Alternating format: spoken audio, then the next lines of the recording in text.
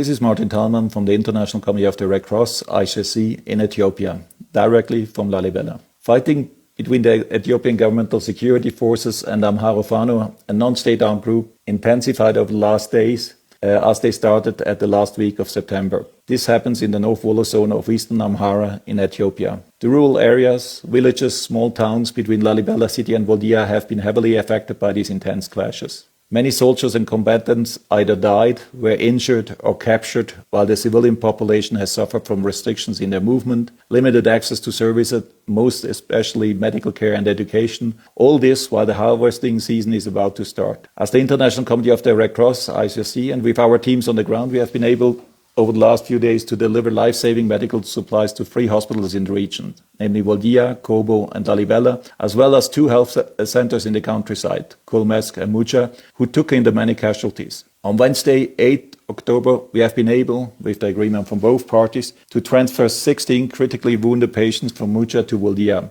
This was part of a unilateral release operation of captured soldiers by Amhara Fano, handed over to the ICRC, and then transported crossing the front line and handed over into the care of the Ethiopian security forces in Woldia town. On Thursday, 9th October, we also managed to visit detained soldiers held by Amhara Fano in a remote, high mountainous region and assess their situation and treatment. The detention visit was undertaken in accordance with ICRC's usual long-standing modalities for detention visits, as we do them all over the world in conflict situations. In our continuing confidential dialogue with both parties to this armed conflict, we, the ICRC, reminded all parties of their obligation under international humanitarian law, IHL. These rules protect persons who are not or no longer participating in hostilities. This includes persons who are captured or wounded, regardless if they are civilians or combatants. We, the ICRC, will continue with our activities in proximity to the front lines and continue to offer our services as a neutral intermediary between the parties to the conflict. International Committee of the Red Cross.